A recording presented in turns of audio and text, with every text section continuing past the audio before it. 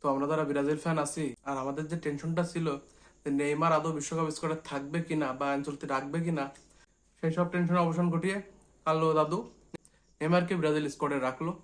আর সাথে সাথে আমার মতো ব্রাজিল ফ্যানদের মনে একটা শান্তি, যেন একদম শান্তির রেশ বয়ে গেল। আর ফাইনালি নেইমারকে বিশ্বকাপে দেখবো, তার লাস্ট বিশ্বকাপ। আর এই একই বিশ্বকাপে নেইমার, মেসি, রোনালদো সব একসাথে খেলাটা, তাদের খেলা দেখাটাই আসলে সত্যির ভাগ্যের ব্যাপার। আর সেখানে আমরা তাদের তিনজনকে একসাথে উইটনেস করবো, আর তিনজন পরবর্তী স্টেজে যায়, ভালোভাবে খেলুক, মানে শেষ পর্যায়ে পর্যন্ত যাক। আর অবশ্যই একটা জিনিস চাইবো যেন নেইমার বিশ্বকাপের ভেতর ইনজুরি মুক্ত থাকে। কারণ এখন পর্যন্ত আমরা সবাই জানি যে নেইমার ব্রাজিলের ক্যাম্পে এসে প্রথম ট্রেনিং সেশনে ইনজুরিতে পড়ছে, সে 3 সপ্তাহের জন্য বাইরে। আর তাকে আমরা বিশ্বকাপের প্রথম ম্যাচের জন্য পাবো কিনা সেটা একটু সন্দেহ। তবে আমি আশাবাদী যে নেইমার বিশ্বকাপের প্রথম ম্যাচের আগেই সম্পূর্ণ ফিট হয়ে ব্রাজিল দলে ব্যাক করবে, আর কালো তাকে স্টার্টও করাবে। কারণ ফিজিক্যাল নেইমারের থেকে অনেক ভালো প্লেয়ার থাকতে পারে, কিন্তু নেইমারের থেকে বেটার ক্রিয়েটিভ প্লেয়ার ক্যাম্প কিংবা অ্যাটাকিং মিড পজিশনে নেইমারের থেকে বেটার এরকম এলিগেন্ট বা সাম্বা যে স্টাইলটা, সেটা কারোর মধ্যে নাই। এটা আপনাকে মানতে হবে। এখন আসলে আমাদের স্কোয়াড নিয়ে, এখন যদি বলে এই স্কোয়াডের কথা, এই স্কোয়াডের কথা বলতে গেলে আমি পুরোপুরি সন্তুষ্ট না। কারণ এখানে অনেক অনেক কিছু নাম যেগুলো আমি প্রেফার করতাম যে দলে রাখা খুবই প্রয়োজন ছিল, সেগুলো নাই। আর কিছু এমন নাম আছে যেগুলো দলে রাখার প্রয়োজন ছিল না, সেগুলো রাখা হয়েছে। এখন সেগুলো কি হিসেবে রাখা হয়েছে সেটা কালো দাদুই ভালো জানে। তবে আসলে আমরা দেখি ব্রাজিল স্কোয়াডে কারা কারা আছে, কোন নামগুলো মিসগে স্যার কি কি হইতে পারে, বা কোন প্লেয়ারকে রাখলে বেশি ভালো হইতো, আর আমাদের ফরমেশনটা কি হবে সব আমরা আলোচনা করব। আজ থেকে শুরু হচ্ছে ওয়ার্ল্ড কাপ সিরিজ বাই তোপো। আর এখানে সবগুলো বিশ্বকাপ যেগুলো টপ টপ টিম আছে তাদের নিয়ে আলোচনা করব। তো সেগুলোর জন্য রেডি থাকুন।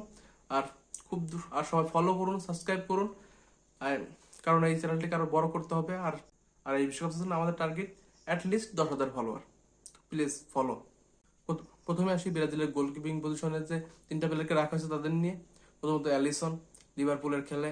তারপর আছে এডারসন, আর তারপরে সারপ্রাইজিংলি ওয়েভারটন। বেনতোকে এত ম্যাচ খেলানোর পরেও বেনতোকে রাখা হয় না, সেটা একটা সারপ্রাইজিং বিষয়। তবে এখানে যদি বলি ফার্স্ট চয়েসের কথা, অবশ্যই অ্যালিসনের উপর বর্তমান কেউ নাই এখানে যে ফার্স্ট চয়েস হিসেবে খেলবে। আর যদি অ্যালিসনকে বেঞ্চে বসায় রাখতে হয় কোনো ম্যাচে, সেখান থেকে এডারসনের উপর কোনো চয়েস নাই। ওয়েভারটন পুরো বিশ্বকাপে আদৌ কোনো চান্স পাবে কিনা সেটা সেটা নিয়েও আমার সন্দেহ আছে। তবে একটা জিনিস এখানে কনসার্নের বিষয় আছে যে আমাদের টিমে Alisson one v one situation কিংবা শর্ট স্টপিং এ খুবই ভালো, কিন্তু এডারসনও বল পায় খুবই ভালো, দুর্দান্ত কিছু শট, দুর্দান্ত কিছু সেভও দেয়। কিন্তু ব্রাজিল ফ্যান হিসেবে আমার সবচেয়ে চিন্তার বিষয়, যদি ব্রাজিল পেনাল্টিতে যায় তাহলে শর্ট স্টপিং এর যে দায়িত্বটা সেটা কে নেবে? কারণ এই যে পেনাল্টি সেভের রেশিওটা, এটা না এডারসনের ভালো না অ্যালিসনের ভালো।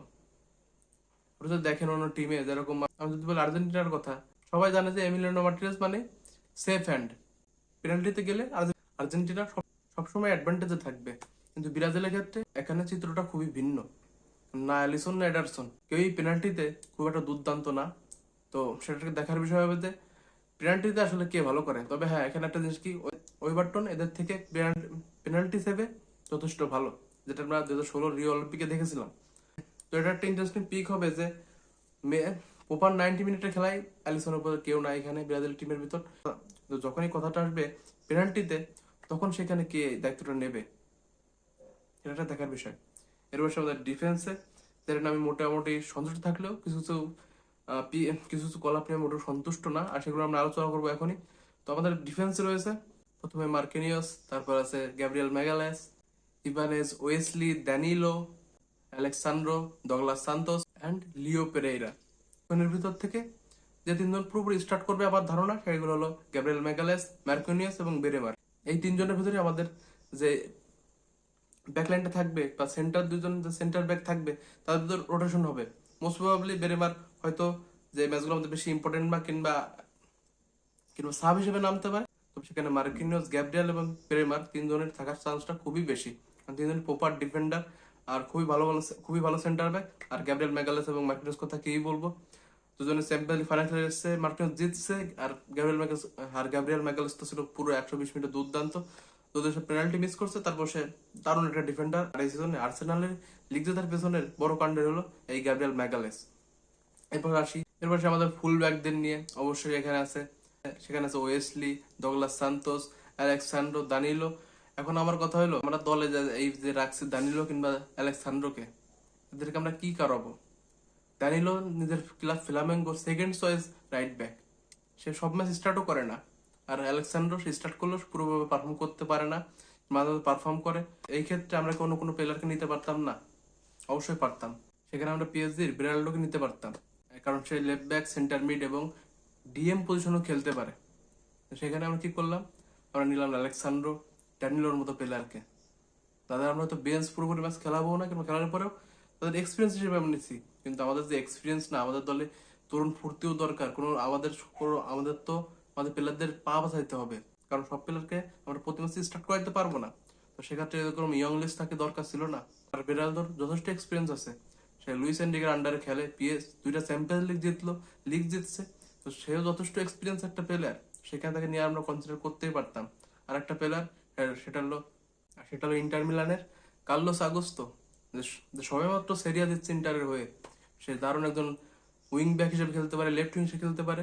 তো সেইখানে কি আমরা এই প্লেয়ারগুলোকে বিবেচনা করতে পারতাম না? অবশ্যই পারতাম, কিন্তু আমরা এগুলো করি নাই।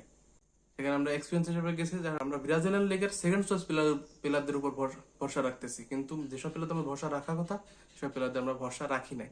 সেসব জায়গায় আমাদের হয়তো ভোগাবে। এই বিশ্বকাপ সব আমাদের উইকেস্ট আমাদের যে পজিশন, সেটা হলো আমাদের দুটো উইং ব্যাক, লেফট ব্যাক এবং রাইট ব্যাক পজিশন।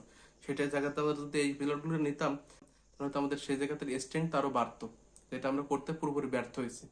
এবার আমাদের মিডফিল্ড, আমাদের মিডফিল্ড আছে মাত্র 5 জন। সেখানে আছে Casemiro, Bruno Guimaraes, Fabinho, Danilo Santos এবং লুকাস পাকেতা। এখন কথা হলো, লুকাস পাকেতা এই সিজনে ওয়েস্ট হ্যাম থেকে আসছিল ফিলামঙ্গোতে, আর সেখানে সে ঠিকমতো ম্যাচও খেলে না। মাঝে মধ্যে খেলে, মাঝে মধ্যে খেলে না, মাত্র 3টা গোল পাইছে। তো সেখানে লুকাস পাকেতা আমরা কি হিসেবে নিচ্ছি আমরা জানি না। আর এই টিমে একটা জিনিস কি, ক্যাসিমিরো এবং ব্রুনো গিমারেস স্টার্ট করতেছে, এটা ফিক্সড। তাদের ব্যাকআপ হিসেবে আছে ড্যানিলো সান্তোস এবং ফ্যাভিনো। এদেরকে যে ঠিক আছে, আমরা ফ্যাভিনোকে বাদ দিয়ে আন্ডে সান্তোসকেও তো নিতে পারতাম। সেখানে সেগুলো ট্রাই করে নিই। এরপর আছে আন্ড্রেস পেরেইরা, যে ফুলহ্যামে খেলে, সেও একটা দারুণ মিডফিল্ডের একটা ভালো একটা প্লেয়ার ছিল। সেটাকে মিস করা হয়েছে, তাকে দলে ডাকা হয় নাই। আর এই স্কোয়াড থেকে যদি আমরা লুকাস পাকিয়া ফ্যাভিনোকে বাদ দিতাম, সেখানে আরেকটা প্লেয়ার আছে যেটা খুবই আন্ডাররেটেড, সে হলো গ্যাব্রিয়েল সারা। সে গ্যালাতাসারাইতে খেলে, কিন্তু সে দুর্দান্ত খেলে, তার ওয়ার্ক রেট অসাধারণ। এবং তার খেলা আপনি যদি দেখে থাকেন লিভারপুলের বিপক্ষে, তাহলে বুঝবেন সে কোন ধরনের প্লেয়ার আর সে কোন ক্যালিবারের খেলাটা খেলে। কিন্তু সেই প্লেয়ারগুলোকে আমরা মিস করছি, আর সেখানে আমরা কিনেছি কাকে? পাকেতাকে। আর আমরা Casemiro like to like backup খুঁজতে যাই, আমাদের সব প্লেয়ারদের আমরা রিলাই করতে পারতাম আরো বেশি, যারা টিমে আরো বেশি ব্যালেন্স প্রোভাইড করতে পারতো। সেসব প্লেয়ারকে আমরা মিস করে গেছি, আর সেসব প্লেয়ার আমরা ডাকিই নাই। এখানে সেসব প্লেয়ারদের দরকার ছিল। তো এখানে এই স্কোয়াডের কিছু কিছু প্রবলেম আছে। এরপর আমাদের অ্যাটাকিং, যেটা ব্রাজিলের সবচেয়ে প্রমিসিং একটা জায়গা, সবচেয়ে সবচেয়ে শক্তির একটা জায়গা, সেটা হলো অ্যাটাকিং। সেখানে দুটো পার্মানেন্ট নাম বলি, তারা স্টার্টিং এ থাকবে, সেটা হলো ভিনিসিয়াস এবং রাফিনিয়া। দুইটা উইং তারা সামলাতে হবে।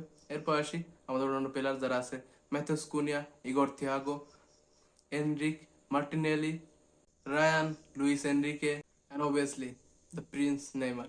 এখন আরেকটা জিনিস কি, এখানে আমাদের কিছু কিছু পজিশন ফিক্স আছে। তবে এখানে অ্যাটাকিং এর ভিতর আমি যদি বলি মার্টিনেলের কথা, আমরা মার্টিনেলিকে কি হিসেবে নিছি? হয়তো ভিনিসিয়াসের ব্যাকআপ হিসেবে, সে তো স্টার্ট তো করবে না। কিন্তু সে এবার প্রিমিয়ার লিগে মাত্র একটা গোল করছে। এখানে জোয়াও পেদ্রো ছিল অসাধারণ, কিন্তু তারপর জোয়াও পেদ্রো কলাপ পাইলো না। সেখানে মার্টিনেলি এক গোল করে কি হিসেবে কলাপ পায়? যদি মার্টিনেলি এক গোলে করে কলাপ পাইতে পারে, তাহলে যে কোনো প্লেয়ার কলাপ পাইতে পারতো। তাহলে নেইমার কেন তাল ভানা কেন করা হলো? যে এক গোল করে যদি কলাপ পাওয়ার সিস্টেমটা হইতো, তাহলে তাহলে অন্য কোনো প্লেয়ার কেন পাইলো না? সেটা একটা বড় বিষয়। মার্টিনেলিকে কি হিসেবে নেওয়া হয়েছে, যদি এক গোল করে শুধু ব্যাকার হিসেবে খেলানোর জন্য, না কোনো কোনো রোলে খেলানো হবে, এটাও দেখার বিষয়। তবে মার্টিনেলিকে নিয়ে নেওয়াটা আমি মোটেও পছন্দ হয়। সেখানে অবশ্যই আমাদের অন্যান্য বেটার চয়েস ছিল। অ্যান্থনি ছিল, সে 70টা গোল করছে। জোয়া পেদ্রো ছিল অবশ্যই, আর অবশ্যই এস্তেভাও যদি ফিট থাকতো, তাহলে এস্তেভা একদম রাইট উইং একটা জায়গা পাক্কা ছিল। তো এটা একটা বিষয়। তবে এখন আমাদের একটা জিনিস কি, এই টিমের ভিতরে আরো কিছু প্লেয়ার ছিল যেগুলো হয়তো কলাপ পাওয়ার যোগ্য ছিল, কিন্তু সেগুলোকে ডাকা হয় নাই। তো মিডফিল্ডে আরেকটা প্লেয়ার কিন্তু দিতে চাইছিলাম, সেটা হলো আটালান্টার এডারসন। ইজ ভেরি গুড, আর এটা ডিফেন্সিভ মিডফিল্ড পজিশনে খেলে। তো ক্যাসেমির লোকালে আমরা যদি খুঁজতাম, তারপরে এইসব ইয়াং প্লেয়ারকে কেন ডাকলাম না? কেন আমরা ফ্যাবিনোর দিকে গেলাম, যার বয়সটা পেরিয়ে গেছে, সে সৌদি লিগে খেলে, কেন আমরা তার দিকে আগালাম? সেটা হয়তো কার্লো আনচেলত্তি ভালো বলতে পারবে। এখন হচ্ছে কার্লো আনচেলত্তি ট্যাকটিক্স নিয়ে। আনচেলত্তির আন্ডারে ব্রাজিল যে কটা ম্যাচ খেলছে, মোস্টলি আমরা খেলছি 4-4-2 ফরমেশনে আর 4-3-3। তার ভিতরে 85%ই আমরা 4-4-2 ফরমেশনে খেলছি। এখন এখানে আমাদের ফরমেশন গুলো কেমন ফিক্স করছি, সেটা হলো অবশ্যই গোলকিপার অ্যালিসন, লেফট ব্যাক পজিশনে ডগলাস সান্তোস এবং রাইট ব্যাক ওয়েসলি, এবং মিড এবং সেন্টার ব্যাক পজিশনে অবশ্যই মার্কিনিয়াস এবং গ্যাব্রিয়েল ম্যাগালেস। এরপর আছে আমাদের পিভটে, যে 4-4-2 যে মেন দুইটি পিভট থাকবে, সেটা হলো ব্রুনো গিমারেস এবং ক্যাসেমিরো। এবং লেফট মিডে এবং রাইট মিডে দুইটা পিলার থাকবে আলাদা আলাদা। এটা হচ্ছে ফ্রন্টে যে চারটা পিলার থাকবে তাদের সাজানো হবে, সেখানে অবশ্যই একটা ক্যাম্প থাকবে। সেখানে অবশ্যই দলের ক্যাম্প আছে তিনটা। প্রথমত পাকেতা, তারপর নেইমার, তারপর কুনিয়া। আর কুনিয়া সবচেয়ে ভালো মোস্ট অ্যাক্টিভ অ্যাক্টিভ ক্যাম এই দলের ভেতর, যে প্রিমিয়ার লিগে খেলতেছে, ভালো গোল স্কোরিং, ভালো গোল স্কোর করতেছে। আর যে লেফট মিড থেকে বলটা একদম সামনে নিয়ে যেতে পারে, সে হলো গিয়ে মাত্রাস কুনিয়া। এর পাশে নেইমার। অন্যান্য প্লেয়ার যেমন যাই খেলুক, নেইমার উপর ক্রিয়েটিভ কেউ নাই টিমে। নেইমার যে ফ্ললেস যা এলিগেন্সটা ক্রিয়েট করে পিচের ভিতর, সেটা কুনিয়ার ভিতর না। পাকেতা, তাকে আমি আমার 11-এ রাখতেছি না, কারণ সে স্টার্ট করবেই না আমার মতে, আর করলো বেঞ্চ থেকে। কারণ সে যে এই সে যে স্কোরে ডিজার্ভ করে, সেটার মধ্যে সে কিছু প্রমাণ করে নাই, না লিগে করছে না এই টিমে। লাস্ট 1-2 বছর পরে সে হয়তো টিমে ব্যাক করলো, 10 মাস পরে। তারপর তাকে কেন নেওয়া হলো সেটা আমার বুঝে আসতেছে না। এখন সবচেয়ে ঠিকই পাটকা হবে কি এই দলের, যে সেন্টার ফরওয়ার্ড আমরা চুজ করবো সেটা কে হবে। ফার্স্ট অফ অল, আমাদের আমাদের আছে দুইটা centre forward, proper centre forward দুইটা আছে। একটা হলো এনরিক, আর একটা হলো ইগর থিয়াগো। আর আমার পার্সোনাল পিক হলো ইগর থিয়াগো। কারণ এই সিজনে আপনি যদি ইগর থিয়াগোর খেলা দেখেন, প্রিমিয়ার লিগের সেকেন্ড বেস্ট স্ট্রাইকার, আর্লিং হল্যান্ডের পর সবচেয়ে বেশি গোল ইগর থিয়াগোর। আর সেখান থেকে তার বক্স পর্যন্ত দুর্দান্ত। সে খুবই ডিরেক্ট, সে একদম বল ক্রস পেতে কিংবা ডিরেক্ট তার কাছে পাস নিতে সব পছন্দ করে। আর তার ফিনিশিং নিয়ে আলাদা কিছু বলার নেই, একদম proper fox in the box. আর যার বক্স প্রেজেন্স এনডিকের থেকে হাজার গুণ ভালো। তবে এনডিক একটা ডিফেন্ড প্রোফাইলের স্ট্রাইকার।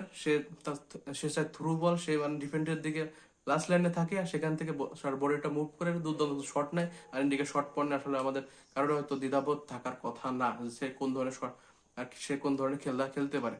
তবে অবশ্যই এখানে আমাদের আলাদা কিছু প্লেয়ারদের নজর দিতে হবে, সেটা হলো অবশ্যই লুইস এনরিকে কিংবা রায়ান, দুইজনে দুর্দান্ত। আর রায়ান তো বোর্নমাউথের হয়ে খুবই ভালো একটা সিজন কাটাইছে, আর সে এই ওয়ার্ল্ড কাপের ডাক মানে আমি খুব সারপ্রাইজ না। তবে হ্যাঁ, লুইস এনরিকে লাস্ট ম্যাচে গোল পাইছে, খুব দুর্দান্ত একটা গোল ছিল। আর লুইস এনরিকে লাস্ট দুইটা ম্যাচে গোল পাইছে ব্রাজিলের হয়ে, তো সেটা অবশ্যই একটা ভালো দিক। আর লুইস এনরিকে দলে যে ফিট করছে সেটা দেখার বিষয়। তবে লাস্ট ম্যাচের সবচেয়ে বড় জিনিসটা কি, যে আমরা প্রেস গুলো দেখছিলাম, যে প্রেসিং ফ্রম দ্য ফ্রন্ট যে বিষয়টা, এটা যে ভিনিসিয়াস হোক, ইগর থিয়াগো, গ্রাফিনিয়া হোক, সবাই যে ফ্রন্ট থেকে পেসটা করতেছিল, এটা থেকে সবচেয়ে বেশি ভালো লাগছে। এই ধারাটা যদি আমরা বিশ্বকাপে কন্টিনিউ করতে পারি, তাহলে এবার হয়তো আমাদের 6 নম্বর জেতাটা পসিবল। তবে হ্যাঁ, এই দলের এস্টেনের সাথে আমাদের কিছু উইকনেসও আছে, সেটা হলো মিডফিল্ডে আমরা ক্যাসিমির গুমেরেশ বাদে আর কি ভালো কোনো মিডফিল্ড আছে? অবশ্যই নাই। আমাদের মিডফিল্ডে ক্রিয়েটিভ প্লেয়ারদের অভাব। আপনি যদি ভাবেন যে নেইমার যে ইনজুরি পড়বো, নেইমার যদি ইনজুরিতে পড়ে যায়, ওর যে ক্রিয়েটিভ যে জায়গাটা, সেটা না কুনিয়া পর্যন্ত সামলাতে পারবে না অন্য কেউ। সেখানে অবশ্যই রাফিনিয়াকে তখন ক্যাম হিসেবে খেলতে হবে, সেখানে রাইটিং অন্য কাউকে যাইতে হবে। তো এই বিষয়গুলো আমাদের অবশ্যই খেয়াল রাখতে হবে। তবে এবার সবচেয়ে আমাদের বড় বিষয় কি, এই টিমের ম্যানেজার কার্লো আনচেলত্তি। আমরা জানি যে কার্লো আনচেলত্তি সব ভাঙাচোর দলেও সব বিস্ময় ক্রিয়েট করে দিয়ে আশ্চর্য কিছু জিনিস করে ফেলে। আর এবার ব্রাজিলের স্কোয়াড নিয়ে একেবারে আশা হতো না, অবশ্যই ভালো কিছু করা সম্ভব। আর আমাদের থেকে অবশ্যই আনচেলত্তি খুব ভালো কিছু জানে। আর আমি চাইবো এই দল অনেক দূরে এগিয়ে যাক, আর আনচেলত্তি ব্রাজিলের সেই অধরা ষষ্ঠ শিরোপাটা এনে দিক।